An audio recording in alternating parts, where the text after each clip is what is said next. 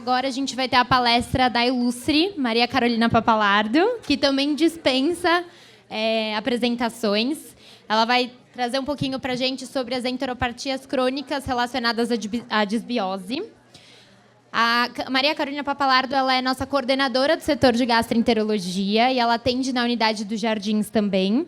Ela é formada pela Universidade Estadual de Londrina, residente pela mesma universidade, pós-graduada em gastroenterologia, coordenadora e professora da pós-graduação da UFAP, formada pela Universidade... mestranda pelo Programa de Nutrição e Produção Animal da USP, diretora científica e fundadora da Associação Brasileira de Gastroenterologia Animal, responsável pelo serviço de gastroenterologia da VetUni e da UFAP, e, como já disse, coordenadora do Pet Care do setor de gastroenterologia. É uma honra ter você aqui com a gente. Muito obrigada pelo aceite. Tenham todos uma boa palestra. Obrigada, Carol. Eu ia falar boa tarde, bom dia, né? Já estou acelerada. Já é tarde, por isso que eu falei boa tarde. Bom, eu tenho essa difícil missão de falar tudo isso em 40 minutos.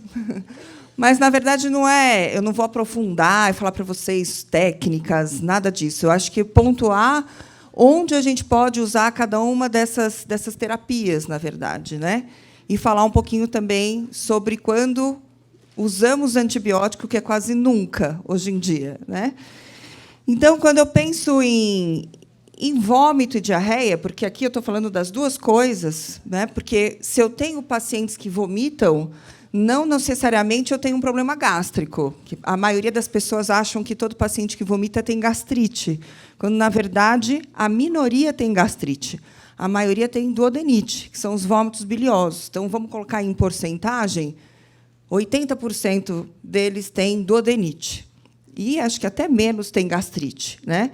Então, é importante a gente lembrar, sim, da anatomia, porque fica mais fácil da gente entender a doença quando eu entendo de onde vem o problema. Então, o tipo de cocô, o tipo de vômito, eu consigo saber exatamente onde eu tenho problema. Nos cães. Nos gatos, aí já não, né? A gente sabe que gato sempre é mais desafiador. Então, se eu tenho um paciente com alteração digestiva ou de absorção, eu não consigo, muitas vezes, só olhando pelas fezes, saber se esse paciente está digerindo mal ou se ele está absorvendo mal, né? Principalmente quando o problema é no intestino delgado, porque eu tenho aquelas diarreias profusas, líquidas, volumosas. Eu posso ter um paciente que tem uma alteração digestiva, por exemplo, uma alteração no pâncreas. Paciente que tem insuficiência pancreática, a diarreia dele é muito parecida com um paciente que tem alteração no intestino delgado, por exemplo, um linfoma. Lógico que as manifestações e a evolução da doença é diferente, mas se chegou no primeiro dia para você lá, o paciente com essa diarreia, eu não consigo, só olhando pelas fezes, saber que eu tenho um problema digestivo ou de absorção. Mas eu consigo saber se isso é grave ou não. Porque um paciente que tem colite, na maioria das vezes, o prognóstico é melhor do que um paciente que tem jejunite, ileite, tiflite ou duodenite. Por quê? Porque são regiões onde eu tenho absorção. Então, é aquele paciente que emagrece, que desidrata, que tem um score muscular baixo, que tem albumina baixa. É diferente do paciente que tem colite. Ele incomoda o tutor, mas ele vai morrer de colite? Difícil. Só se for uma colite granulomatosa, que é um outro tipo de colite. Mas aquele velhinho que tem aquele muco nas fezes, a cada 15 dias tem pinguinhos de sangue, isso dói, incomoda, mas ele não vai morrer disso. Um paciente que tem linfangiectasia, ele vai morrer disso. Então, é muito importante que a gente consiga localizar. Então, cada região do intestino tem uma função. E, quando a gente pensa em transplante fecal, probióticos, pré-bióticos, eles agem bem em intestino delgado, mas, principalmente, em intestino grosso, principalmente o transplante fecal. Então, se eu penso em intestino grosso, é uma região do intestino muito específica que, embora não cause, às vezes, alterações sistêmicas tão importantes, mas ela tem ali bactérias muito específicas, que eu não tenho no intestino delgado. Intestino delgado tem bactérias. Outro dia, uma pessoa veio falar para mim que não, intestino delgado não tinha bactérias, que ela aprendeu na faculdade que só o cólon tinha. Não, gente, intestino delgado não é asséptico. Tem bactéria ali, só que realmente a quantidade é muito menor. É lá no intestino grosso que eu tenho aquelas bactérias que produzem substâncias muito específicas, que são substâncias anti-inflamatórias, que a gente chama de pós-bióticos, né? Butiratos, ácidos graxos de cadeia curta, que são muito importantes para a manutenção intestinal. Então, quando eu começar a falar aqui de transplante fecal, de alguns tipos de probiótico, pré-bióticos, são nessas bactérias que eu estou pensando principalmente. Lógico que isso interfere no delgado? Interfere, porque são duas regiões que estão interligadas. Tá? Mas é aqui, nesses micro-organismos aqui, que eu estou focando, principalmente. Tá? Hoje a gente tem algumas coisas novas relacionadas principalmente à classificação das diarreias. E hoje, sem dúvida nenhuma, a gente foca muito na dieta.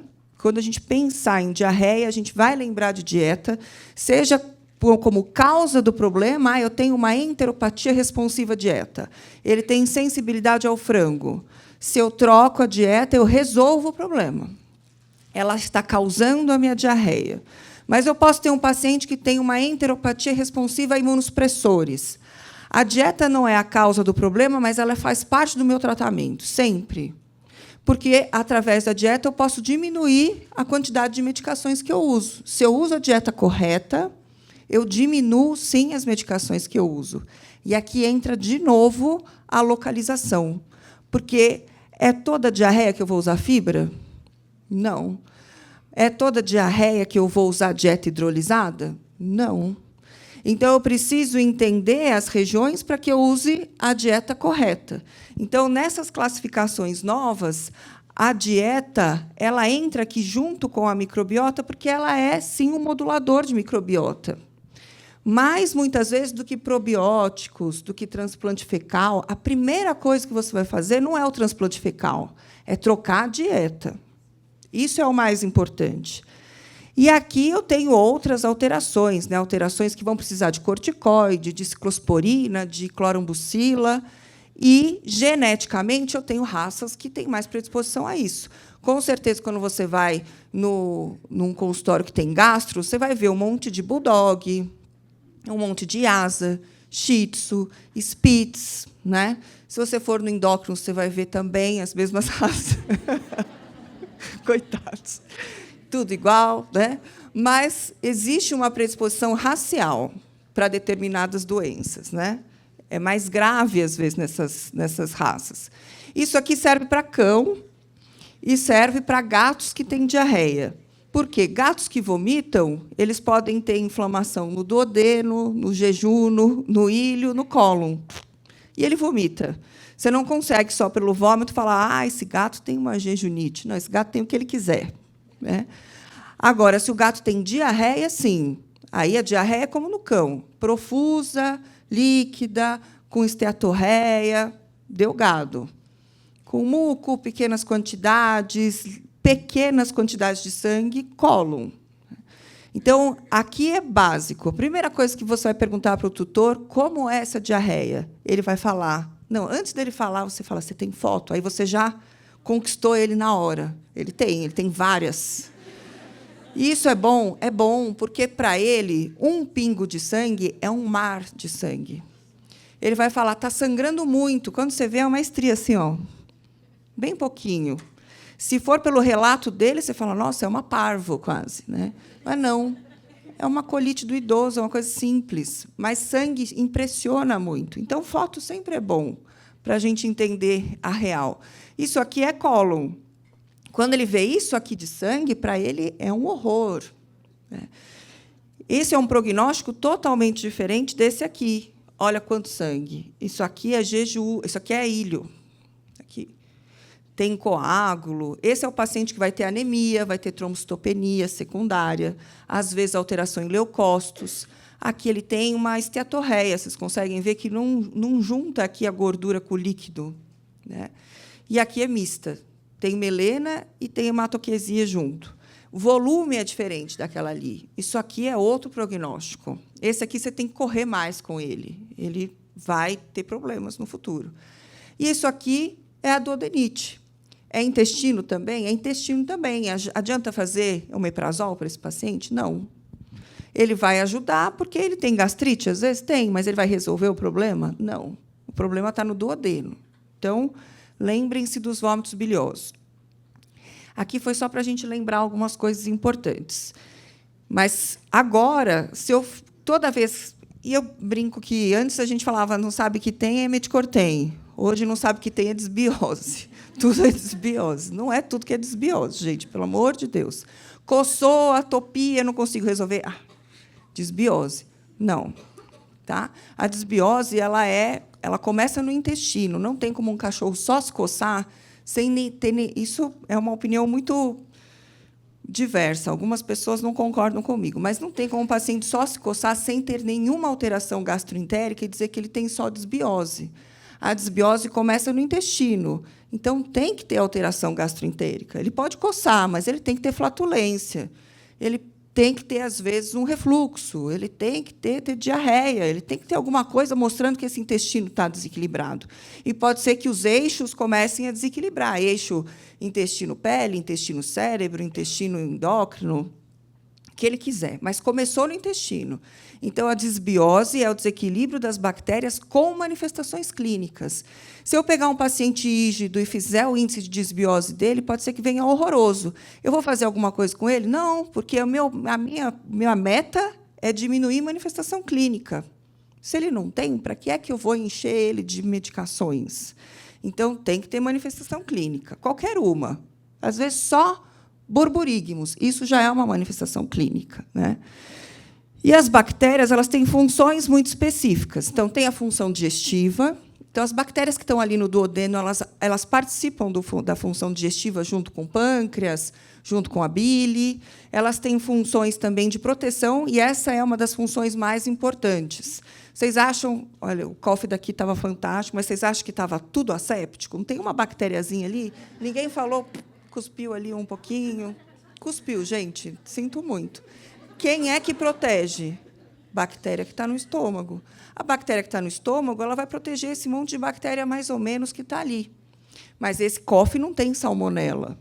Aqueles surtos que a gente vê, todo mundo... Aí amanhã está todo mundo com diarreia. Não vai acontecer, não, gente. Mas vamos imaginar, se aqueles surtos que tem, às vezes, em festas, que todo mundo ficou com diarreia, é porque tinha uma quantidade de salmonela muito grande. E aí, lógico que essas bactérias têm um limite. Elas vão conseguir proteger até uma concentração, e até o tipo de bactéria que elas vão agir também é importante. Não pode ser uma bactéria muito potente. Mas essa é uma função extremamente importante. Senão, toda hora a gente ia ter diarreia. E ela educa o sistema imunológico. Educa como? Produzindo algumas substâncias que vão ajudar e também auxiliando nesse processo de digestão, que, quanto melhor a digestão e a absorção, melhor, então, é o funcionamento do meu sistema imunológico. Lembra que o intestino é um órgão linfóide, né? Ali eu tenho imunoglobulinas, ali eu tenho linfócitos circulando através da linfa. Então, eu preciso que tudo isso esteja em equilíbrio. Por isso, a desbiose é tão importante, porque, quando desequilibra também meu sistema imunológico.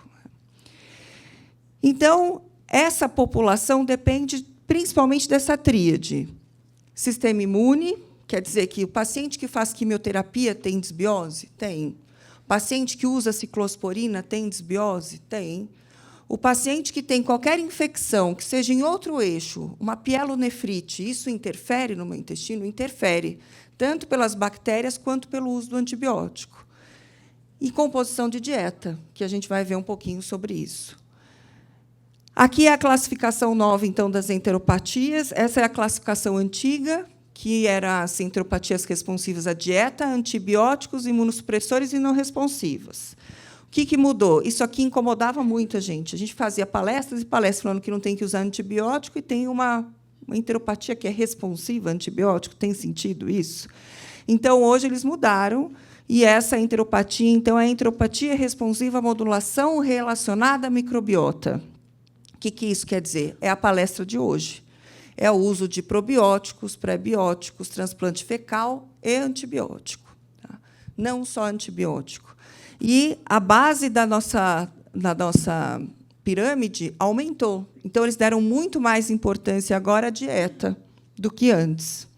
E aqui do lado eles incluíram então as enteropatias perdedoras de proteína, que são muito importantes, que são a linfangiectasia, tá?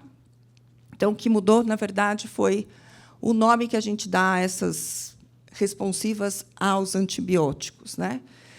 Então, essa é a enteropatia que provavelmente vai precisar de antibiótico. Por quê? Qual que é o medo que a gente tem de uma enteropatia dessa? Vocês conseguem ver o tamanho da lesão que a gente tem aqui? Que essas bactérias que estão ali transloquem. Quando a gente tem um paciente grave, está na UTI, seja por qualquer motivo, o paciente ele tem uma insuficiência cardíaca importante, uma hipertensão pulmonar, ele está na ventilação mecânica. Esse paciente tem uma chance muito grande de translocar. Por onde que vem? Pelo intestino. Então, esse intestino é aquele que está pronto para a bactéria sair e causar sepse. Então, esse é o paciente que vai usar antibiótico. É aquele paciente que mostra para a gente que ele vai translocar. O hemograma dele ele tem anemia, tem leucocitose, tem desvio, às vezes ele tem febre. Ele já está nesse processo, às vezes, há algum tempo, ele está internado. É um paciente que não responde à fluidoterapia.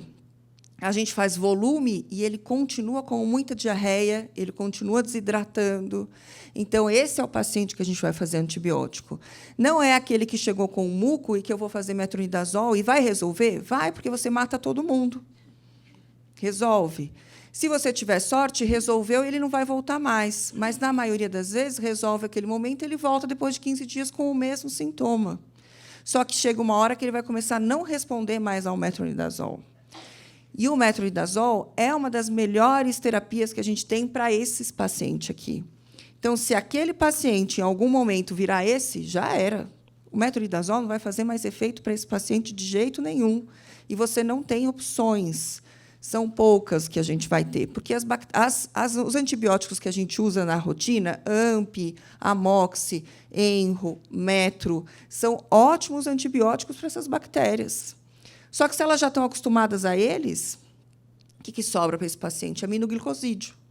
Esse paciente é legal para usar aminoglicosídeo? Desidratado, hipovolêmico. É tudo que o rim precisa para ele entrar em ira. Então, a gente tem que pensar que o paciente ele não é só aquele momento, ele tem uma vida inteira. E, se você tiver sorte, se você é um clínico geral bom, você vai acompanhar ele de 1 ano até os 16. Quem vai se ferrar é você mesmo, fazendo antibiótico ali errado. Uma hora a conta chega. Vou falar para vocês. Olha isso aqui. Então, esse é um paciente diferente. Quantos são assim? A minoria. A minoria são esses. É esse que vai usar antibiótico, tá? Ou esse é um paciente que tem linfangiectasia. A linfangiectasia também é uma enteropatia que cursa de uma maneira... Você tem 2 pacientes. Tem aquele que responde muito bem à terapia, que você faz a low fat, faz corticoide, ele, a albumina faz... E tem aquele que não vai respondendo. Esse é um paciente muito inflamado. Ele também, uma hora, às vezes, começa a mostrar para a gente alguns sinais de translocação. Que você interna, reinterna, a albumina cai, não aumenta, diarreia profusa. Também é um paciente que, em algum momento, pode ser que a gente use antibiótico. Mas não é a minha primeira terapia. Minha terapia inicial é corticoide com low fat, né? E esse é aquele que usa antibiótico, que é a colite granulomatosa, que chama colite, mas, na verdade, tem ileite, tem jejunite, por isso o sangramento é muito mais intenso do que só uma colite, né? Aqui, é uma disquesia muito importante, um tenesmo. Esse paciente ele tem uma alteração relacionada à Escherichia coli, que a gente faz o diagnóstico no histopatológico. Tratamento antibiótico por meses. São exceções. A maioria do uso do antibiótico são exceções. Quando que a gente tem que lembrar da desbiose? Quando o problema não é intestinal primário. Quase sempre. Todas as doenças graves. Paciente com insuficiência renal tem muita desbiose. Por quê? Qual é um ponto importante do renal que faz com que eles tenham o intestino inflamado? Alguém chuta aí alguma coisa? Azotemia, mas tem um outro. Azotemia também. O que ele faz muito? Desidrata, né? Paciente desidratado é bem perfundido? Qual é o órgão que sofre com isso? O intestino. Sempre. O intestino é o menos perfundido, porque ele não é vital naquele momento. É importante, mas ele não vai morrer naquele momento pela hipoperfusão. Então, ele fica meio deixado de lado. Então, eles têm muita desbiose. E, por isso, eles são muito inflamados, pela hipoperfusão. Então, a uremia, a desidratação e o paciente também com insuficiência cardíaca congestiva. Mesma coisa. Ele até desidrata, às vezes, porque você usa furosemida, mas ele tem hipovolemia, né? O débito dele é baixo. Então, quanto maior a insuficiência cardíaca do paciente, mais inflamado ele é, mais desbiose ele tem. Vocês pegam, às vezes, aqueles pacientes velhinhos com colite recidivante? Se você for ver o histórico dele, às vezes, ele tem uma insuficiência cardíaca importantíssima. Está com pimobendan, furosemida, espironolactona, sildenafil. Quanto maior a alteração cardíaca, mais repercussão intestinal eles têm. E os endocrinopatas? Aí vira uma bagunça, você nem sabe mais. O hipercortisolismo ele tem várias coisas que podem causar desbiose, mas, principalmente, a obesidade.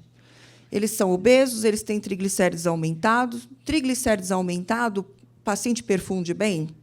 Não, o sangue é lipêmico. Aquela lipemia, você acha que perfunde bem o intestino? Quanto maior a lipemia, quanto maior o triglicérides, maior a possibilidade de desbiose.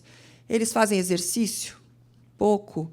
Exercício é importante para a motilidade intestinal? Sim. Quanto mais sedentário o paciente, maior a possibilidade de que eles tenham de colite. Então, tem a ver com isso também. A obesidade, sedentarismo e inflamação secundária. E aí tem as doenças intestinais. Aí são várias, né? Insuficiências pancreáticas, verminosas, doenças virais, os pacientes idosos que são hipoperfundidos, pacientes que têm imunossupressão, filhotes. Por que o filhote tem desbiose? Porque ele vai formar a microbiota dele, demora mais ou menos 8 a 12 meses. Então, durante esse período, a microbiota está sendo formada, né? E depois disso, ele entra em maturidade. Então, ele pode ter, às vezes, algumas diarreias. Comeu alguma coisa errada, tem diarreia. É mais difícil de controlar, porque a microbiota dele ainda está lá. Opa, estou me formando. Mas, às vezes, só trocando a dieta, isso se resolve, né? E aí, então, qual que é a primeira coisa que eu vou fazer quando eu tenho uma suspeita de desbiose? Trocar a alimentação, que a gente vai falar um pouco sobre isso. Depois, eu posso fazer as duas coisas juntas. Eu posso trocar a alimentação e usar um probiótico, um pré-biótico junto ou um simbiótico. Alguns vão precisar de corticoide e imunossupressores, que são aqueles que vão fazer a biópsia, e eu já testei tudo isso, não deu certo, e agora eu vou tentar ver se ele não é a terceira parte da minha pirâmide, responsiva aos imunossupressores. Transplante de fezes, não temos ainda uma ordem. Onde que eu coloco o transplante de fezes? Eu posso colocar ele a partir da troca de alimentação, mas primeiro eu troco a alimentação. Eu, particularmente, acho que, às vezes, eu espero muito para mandar para o transplante de fezes e não dá certo, porque, na verdade, ele está muito inflamado. Pode ser que alguém que faz transplante de fezes fale para vocês, não, troca a alimentação e já faz transplante de fezes. Eu, particularmente, não faço isso, mas, sem dúvida, eu faço o transplante de fezes antes de usar o antibiótico. É a ordem, né? E o antibiótico, por último. Então, falando de dieta, a gente tem 2 tipos de dieta que vão modular essa desbiose. A primeira, pensando em cólon, pensando naquele paciente idoso, pensando no paciente que está fazendo quimioterapia, que tem algum tipo de alteração que ou mexe no imunológico ou mexe na perfusão. O cólon desses pacientes é uma bagunça. As bactérias ali estão muito loucas. Quando eu faço fibra é o quê? É um pré-biótico, né? Então, ela é alimento para essas bactérias do bem, que produzem essas substâncias que são anti-inflamatórias. Então, os pacientes, principalmente os pacientes mais idosos, muitas vezes, quando você faz fibra, a colite melhora, que são aquelas dietas high fiber, né? Tem da Royal, tem da Rios, Ou, às vezes, no paciente obeso, por exemplo. Paciente obeso com hipercortisolismo, você pode já resolver 2 problemas. Você usa uma de obesidade, que tem menos gordura e tem um nível de fibra maior. Você pode colocar mais fibra ainda. Você pode, vai lá, mistura ainda o psyllium ali, que é um prebiótico também. Esse paciente que responde à fibra responde rápido. Você troca, com 15 dias, ele não entra mais em crise. É milagroso. Então, lembrem-se, principalmente dos pacientes idosos, quando você pensa em colite responsiva à fibra. E ela chama colite responsiva à fibra. Agora, pacientes que têm sensibilidade alimentar, particularmente, eu vejo mais pacientes com sensibilidade alimentar tendo diarreia de intestino delgado ou duodenites. Mas tem alguns que podem ter colite também. Pacientes jovens, pacientes que não são tão idosos, até 2, 3, 4 anos, as dietas hidrolisadas são uma opção. Essa dieta não tem tanta fibra, mais ou menos. Pode ser, às vezes, que você tenha que repor um pouco de fibra nesses pacientes. Mas esse é um tipo de paciente que, na maioria das vezes, não tem só colite. Tem outras regiões do intestino também afetadas. Porque, quando eu tenho uma sensibilidade a alguma coisa, eu não vou ter uma resposta imunológica muito focal. É meio que generalizado. Então, eu vou ter outras manifestações, não só a colite. Tá? Mas é uma opção em alguns casos. As dietas intestinais, a gente usa pouco, usa mais nos casos agudos. Por exemplo, o filhote que tem uma diarreia pontual. Não é o metronidazol que a gente vai fazer, é a dieta intestinal. E responde rápido. É o probiótico. E tentar não usar, mesmo quando ele tem giardia, a nossa primeira opção não é o metronidazol, é o febendazol. Tá? Lembrem-se disso, principalmente no filhote. Nos gatos, os gatos são um pouco diferentes, eles são carnívoros restritos. Às vezes, eles respondem à fibra, mas o que modula muito bem a microbiota deles é proteína.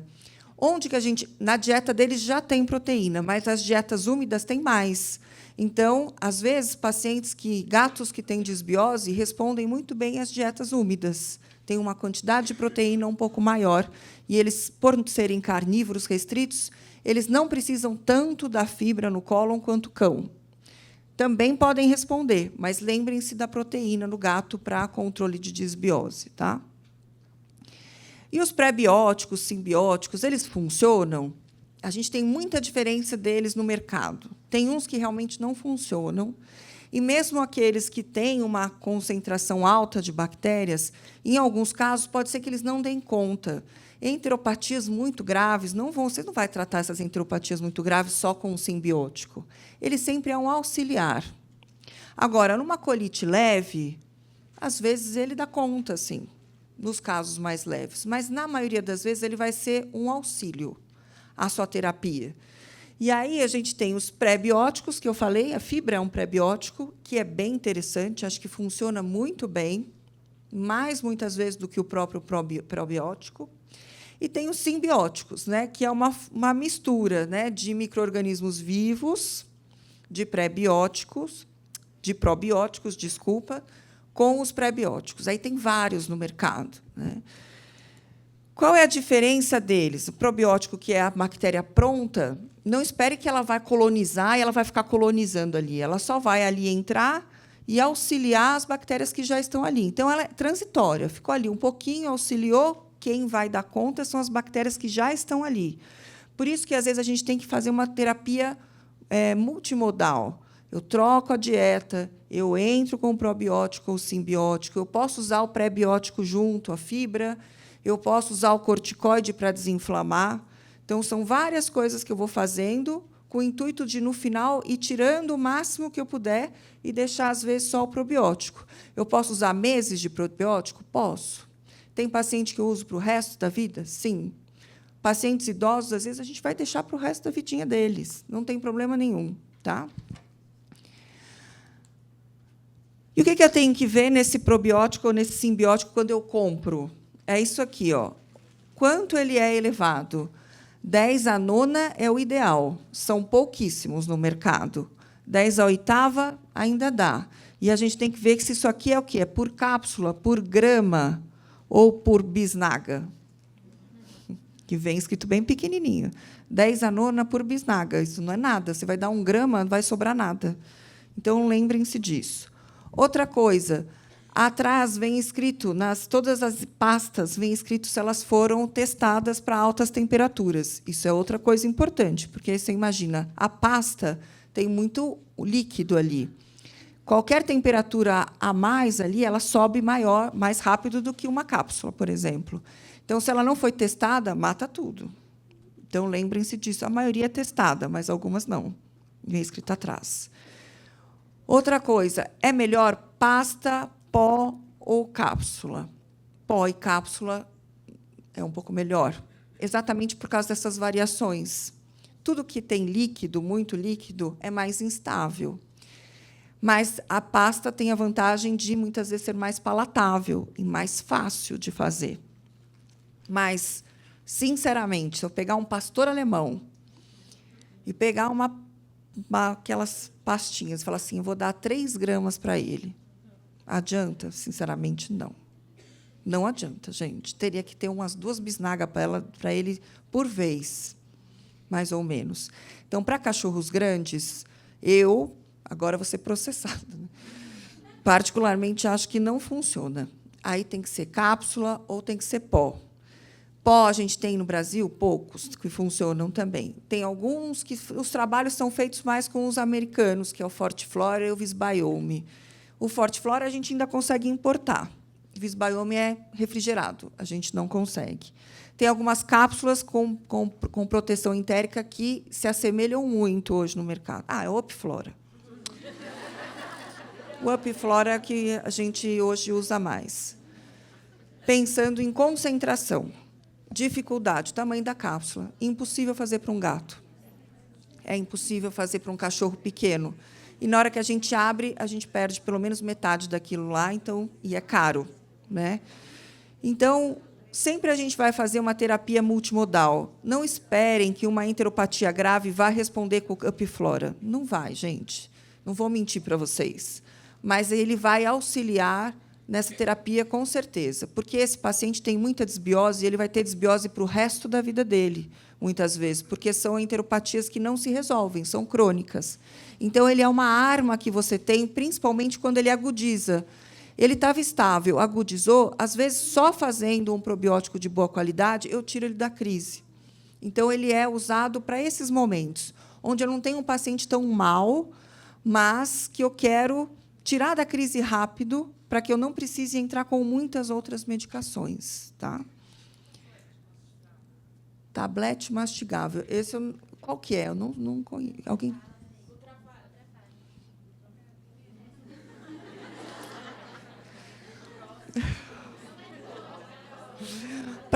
Não, vou falar sério. Para alterações agudas, eu acho que funciona bem.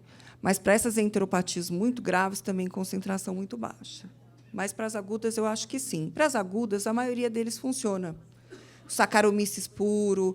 Tem vários tipos, né? Por exemplo, o Saccharomyces puro, se a gente for pensar naquela teoria que a gente não tem um consenso, né? Eu vou usar o probiótico junto com o antibiótico. Será que o antibiótico vai matar as bactérias? Provavelmente uma parte vai ser eliminada. Não sei quanto. Então, eu uso junto. É errado não usar? Não. É errado usar? Não, a gente não sabe.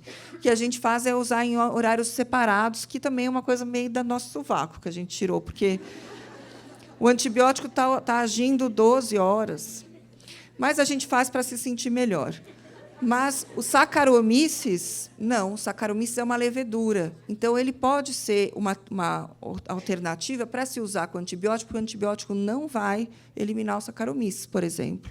Tem aquele diarrheo, que é só Saccharomyces. Ele funciona muito bem para diarreia aguda.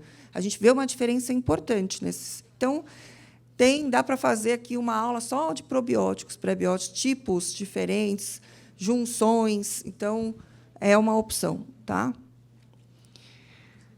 O pós-biótico. Pós-biótico também a gente não tem ainda um consenso do que é o pós-biótico. O pós-biótico é a substância que é produzida pela bactéria, mas existem já para vender os pós-bióticos. Para ser vendido, você tem que ter uma substância que foi produzida, por exemplo, butirato, né? mais uma levedura, por exemplo. Ele não vem só o butirato, tem que ter ou uma levedura ou um pedacinho da parede de uma bactéria. Então, ele vem o pós-biótico, a substância, junto com uma bactéria. O butirato ele é ótimo, mas o problema é que ele é bem fedido. Teve até uma empresa que tentou fazer, mas não é palatável, ele é muito amargo. Então, o grande problema do butirato é esse, eles conseguirem fazer alguma coisa que seja palatável, mas ele é bem interessante, um pós-biótico bem legal. E aqui é o consenso do transplante de matéria fecal. O transplante de matéria fecal, o que a gente tem que ter em mente, né? É todo paciente que vai receber esse tipo de transplante? Não. Para ele entrar nessa lista, ele tem que fazer antes um que a gente chama de índice de desbiose, que ainda é um exame um pouco caro, né? Então, não é a primeira coisa que a gente pensa, chegou, já vou fazer um índice de desbiose. Não, eu vou trocar dieta, eu vou fazer outras coisas. Esse paciente não respondeu, aí eu peço o índice de desbiose. O índice de desbiose é isso aqui, né? A gente tem algumas bactérias que são boas do intestino do cólon, isso aqui é cólon, lógico que tem muito mais do que isso. Eles escolheram algumas principais, e a gente, para ele ser um candidato a transplante fecal, tem que ter o Clostridium ranonis baixo, que hoje mudou de nome, que é o Peptacedobacter ranonis. Que desnecessário, né? Mas eu não consigo decorar esse nome aqui. O Clostridium ranonis, se ele está baixo, qual que é o intuito do transplante fecal? Fazer, então, o transplante dessa bactéria. Porque essa bactéria ela é muito importante, porque ela é específica e ela produz uma substância, que é um pós-biótico também, que são os ácidos biliares secundários. Os ácidos biliares secundários participam da digestão. Então, esses pacientes que têm Clostridium ranonis mais baixo, eles têm uma diarreia mais difícil de controlar do que aqueles que não têm. Então, é esse o paciente que vai fazer transplante. Se você faz o índice de desbiose e está tudo normal, não tem indicação de transplante fecal. Tá? E antibiótico, então, é a nossa última opção nesses casos específicos que eu mostrei para vocês. Então, colite granulomatosa, colites, enteropatias graves, onde eu não tive resposta a nada, e esse paciente, então, já tem repercussão hemodinâmica importante sem resposta à fluidoterapia. E, por isso, hoje existe um consenso para o uso do antibiótico nas diarreias agudas. A gente não tem um consenso da crônica, mas já tem trabalhos também falando da crônica. Então, esse paciente, eu sei que muita gente vai falar, isso é fácil para você que não trabalha em internação, mas eu já trabalhei muitos anos em internação. E eu sei que, realmente, o tutor, às vezes, quer que se resolva tudo rápido. E, com antibiótico, a gente tem resolução rápida. É real, né? Só que a repercussão disso é muito ruim depois. Então, por esse guideline, então, todos os pacientes que chegarem com diarreia, seja com sangue, sem sangue, profusa, a primeira coisa, fluidoterapia e terapia de suporte, que não inclui antibiótico. Esse paciente respondeu, não tem mais hipotensão, hidratou, não é de uma hora para outra que essas fezes vão se normalizar, elas vão se normalizando aos poucos. Vai ficando mais cremoso, depois vai para score 3, score 4, e aí sucesso.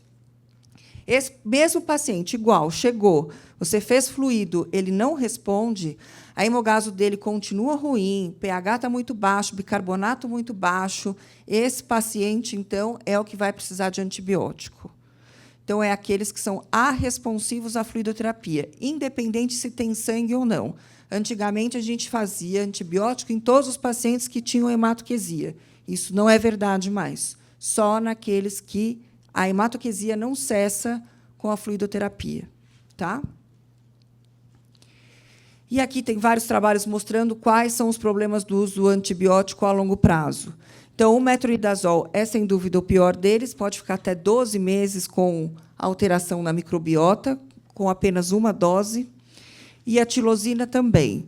A tilosina a gente acaba usando mais na gastroenterologia porque ela é muito específica para intestino e eu não vou causar uma resistência a outros órgãos. Por exemplo, eu tenho uma E. coli que está resistente à amoxicilina, e essa E. coli translocou e fez uma infecção de trato urinário. Não consigo mais usar amoxicilina, porque eu usei amoxicilina para o meu intestino sem necessidade. E a maioria das bactérias que translocam para a infecção de trato urinário vem do intestino, né? Então, a gente tem que pensar nisso também. Tilosina eu vou usar para outras infecções? Não uso para nada, eu uso só para intestino mesmo. Tá? Mas causa desbiose? Muita, muita. E aqui são trabalhos humanos, mas que mostram a importância de não se fazer antibióticos sem necessidade nos pacientes filhotes. Porque, como eles estão formando a microbiota, eu posso mudar essa microbiota para o resto da vida deles? Pode. E essa é uma possibilidade do número tão grande hoje de enteropatias em pacientes de 2, 3 anos responsivas aos corticoides. A gente não tinha tanto antigamente. Hoje, a gente tem muito mais a enteropatia crônica.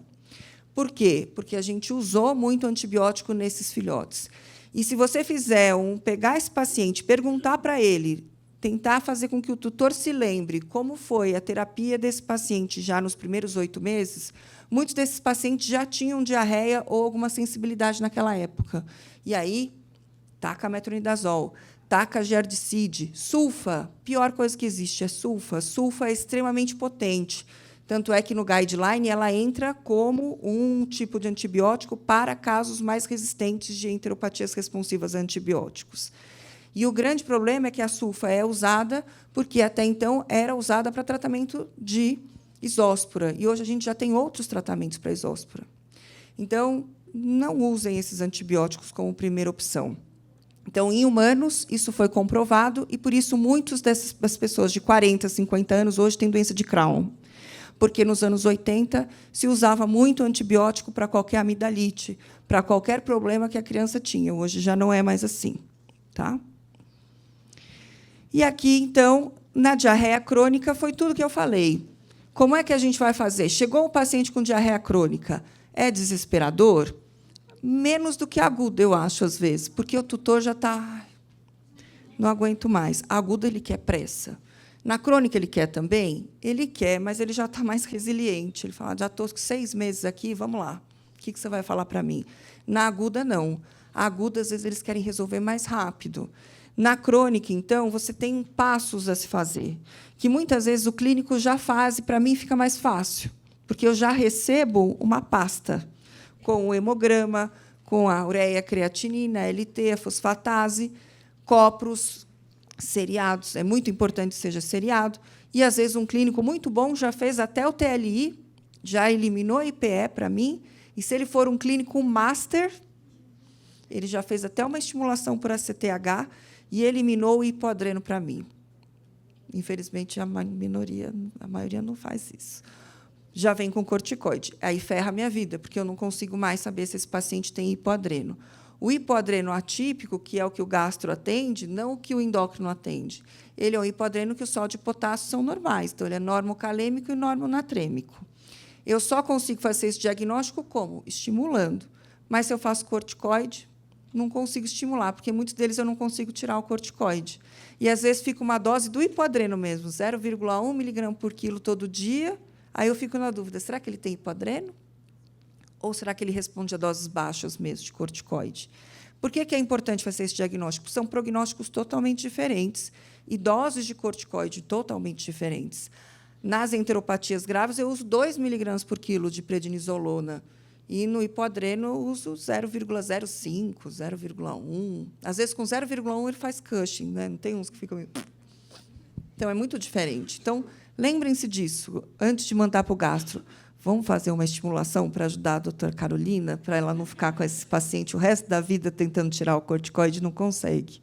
Então, o hipoadreno entra aqui também, tá? Como um diagnóstico diferencial.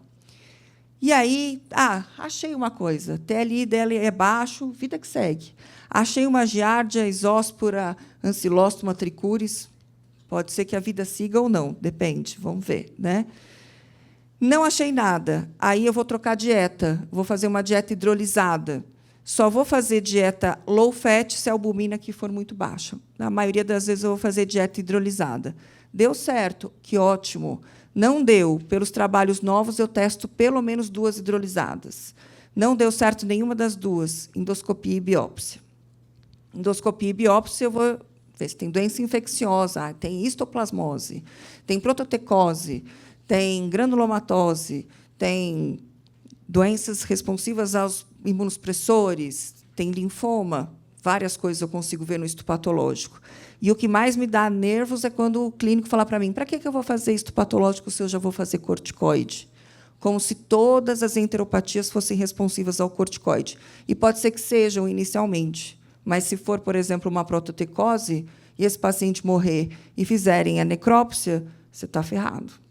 Porque você imunossuprimiu um paciente que tinha uma doença infecciosa, que você só consegue ver aonde? No histopatológico. Tá?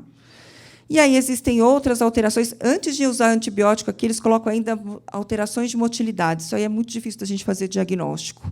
Então, aí aqui não respondeu a nada, não respondeu aos imunossupressores, não respondeu à dieta, aí eu vou usar antibiótico. Ainda tem o transplante fecal aqui antes para fazer.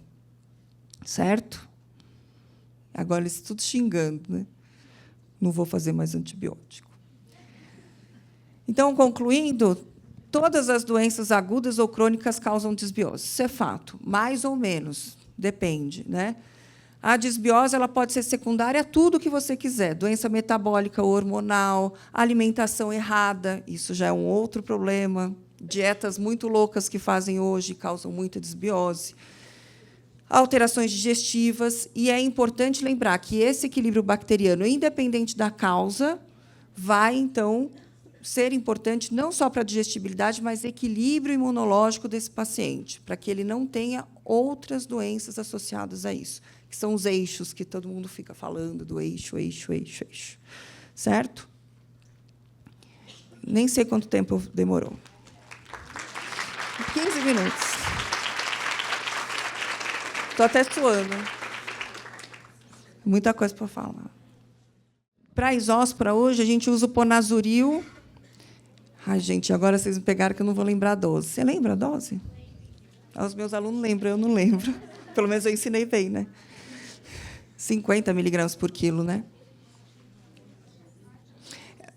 30 a 50 miligramas por quilo, ponazuril. A furazolidona é outra opção, mas é muito difícil da gente conseguir manipular, então o ponazuril é a nossa primeira opção hoje para a isóspora. A diferença é que a isóspora com sulfa não negativa, né? Muitas vezes a sulfa só diminui as manifestações clínicas e ele continua positivo. O ponazuril ele consegue negativar muitas vezes, né? São 5 dias, né? 5 dias. Funciona bem. Mas isóspora, a gente tem que sempre lembrar que é um paciente imunossuprimido. Então, muitas vezes, eles têm outras doenças de base. Procurem outras coisas nesse paciente. Não é todo paciente que tem isóspora. Filhote, às vezes, tem, porque eles têm uma imunossupressão maior. Mas um adulto com isóspora, procure alguma coisa nele, porque o sistema imunológico consegue eliminar ela facilmente. Tá? Próxima pergunta, Carol. Quando você usa metronidazol, qual é a dose? Para a gastroenterologia, 15 miligramas por quilo BID funciona bem. Nos pacientes com encefalopatia hepática, a gente não usa mais, mas, em último caso, quando a encefalopatia não respondeu à dieta, e muitas vezes até os probióticos já entram como terapia para a encefalopatia hepática, aí a gente usa 7,5 miligramas por quilo BID, mas não é a nossa primeira opção da encefalopatia hoje também, né? É mais lactulona e dieta. O pessoal ficou revoltado agora. Mas é verdade, gente.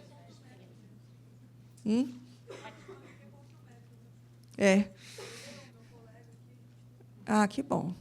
Às vezes a gente vai usar, tá? Porque tem gente que fala assim, nunca mais eu vou usar antibiótico. Não, vocês vão usar. Ô, Carol, para gato, você comentou a alimentação... Ai, que medo. Alimentação úmida, boa, né? Você tem uma boa experiência. Mas quando um gato só pode ou só vai bem com ração hipoalergênica? Então, aí a gente sempre reza, fala para empresas para trazer logo a hipoalergia. Aí a gente não tem opção. O que a gente faz? Que isso é muito de livro e não funciona. Aí eles falam, bate a ração e faz uma pasta com a ração seca. Minha filha, o gato olha para aquilo e fala para você, você está louca. Mas essa é a opção que a gente tem. bater a seca. A gente não tem ainda no mercado a hidrólise, mas vai chegar. Obrigada. Carol, em casos de linfoangiectasia, qual probiótico você usa e qual a dose? Eu uso muito o Fortiflora, que aí eu peço para importar, 1 sachê ou 2 sachês por dia, ou o Upflora mesmo. São os 2 que eu uso. Para gato também. Para gato, aí eu gosto do Fortiflora. Mas o gato, o Nuxel, por exemplo, funciona muito bem.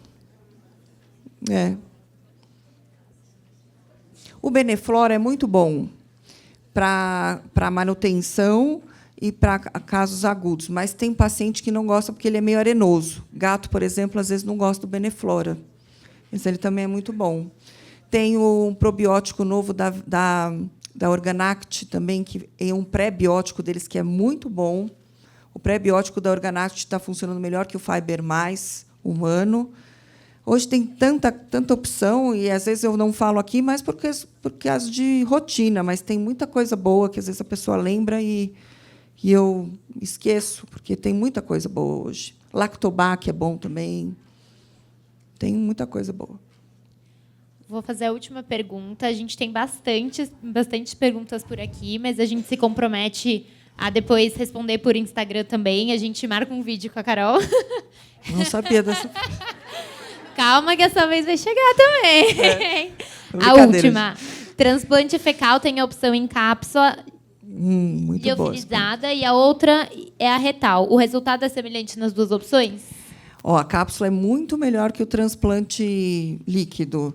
A gente teve um paciente que tinha feito já o transplante retal líquido, não tinha funcionado, e quando fez a cápsula, zerou. Então, sem dúvida, a cápsula liofilizada é melhor do que o transplante via retal, só que a gente não tem no Brasil ainda, aí tem que também trazer de fora. Faz diferença porque é mais concentrado, né? O problema do transplante fecal, às vezes, são 2. Primeiro, o volume, que, dependendo do cachorro, quando é muito grande, tem que ser um volume grande, e fazer ele segurar. Porque um dog alemão você faz, a sensação, se alguém já fez alguma coisa retal, é que você tem vontade de fazer cocô na hora, né? Então, o que ele vai querer fazer? Fazer o cocô, aí você perde. Não precisa segurar muito, mas você vai ter que ficar com o cachorro um tempinho assim para reter um pouco. No cachorro grande, isso é uma dificuldade, porque como é que você faz isso? E o volume. E, lógico, o transplante fecal ele chega até uma região do intestino. Ele não vai chegar em ilho, em regiões mais craniais. As cápsulas, a gente tem a opção, às vezes, de fazer pela endoscopia. Até o próprio transplante fecal já pensaram em fazer isso, mas eu não tenho tanta experiência. Tem que chamar alguém que faz isso. Mas as cápsulas a gente pode fazer pela endoscopia. Aí a gente consegue chegar em intestino delgado. Aí é legal também. Pessoal, muito obrigada. Carol, muito obrigada por essa aula incrível.